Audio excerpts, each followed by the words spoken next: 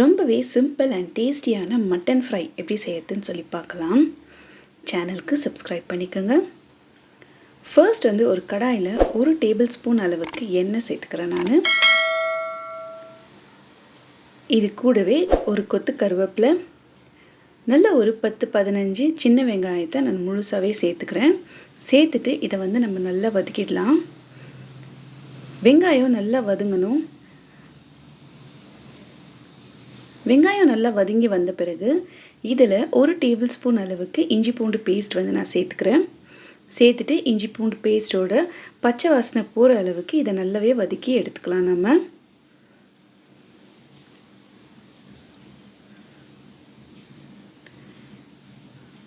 இப்போது 1 ஸ்பூன் அளவுக்கு மிளகாய்த்தூள் சேர்த்து ஃப்ரை பண்ணிக்கிறேன். நம்ம குக் பண்ணி வச்சுருக்கிற மட்டன் 3/4 கிலோ அளவுக்கு மட்டனை நான் வேக வச்சு எடுத்திருக்கேன்.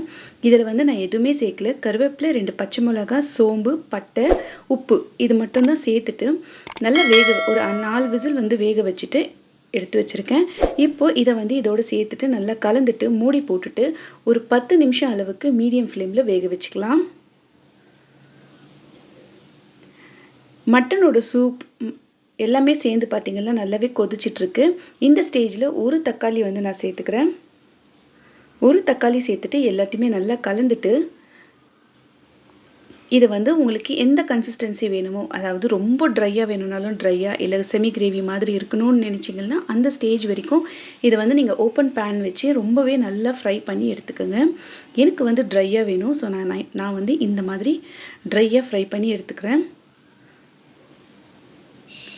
உப்பு செக் பண்ணிக்கோங்க. சூப்பில் போட்ட உப்பு பத்தலைன்னா இந்த ஸ்டேஜில் லைட்டாக உப்பு தூவிக்கோங்க. தேவைப்பட்டால் மெழுகு கூட நீங்கள் தூவிக்கலாம். நான் கொத்தமல்லி தழை சேர்த்துட்டு இதை சுட சுட சாம்பார் ரைஸ், ரசம் ரைஸ், கீ ரைஸ் இந்த மாதிரி ரைஸ் ஐட்டங்களோட சைட் டிஷ்ஷாக வச்சு நம்ம சாப்பிட்டோம்னா சூப்பராக இருக்கும். கண்டிப்பாக ட்ரை பண்ணி பாருங்கள். உங்களுக்கும் இந்த ரெசிபி ரொம்பவே பிடிக்கும். என்னோடய சேனல் உங்களுக்கு பிடிச்சிருந்துச்சுன்னா கண்டிப்பாக சேனலுக்கு சப்ஸ்கிரைப் பண்ணிக்கோங்க. தேங்க்யூ.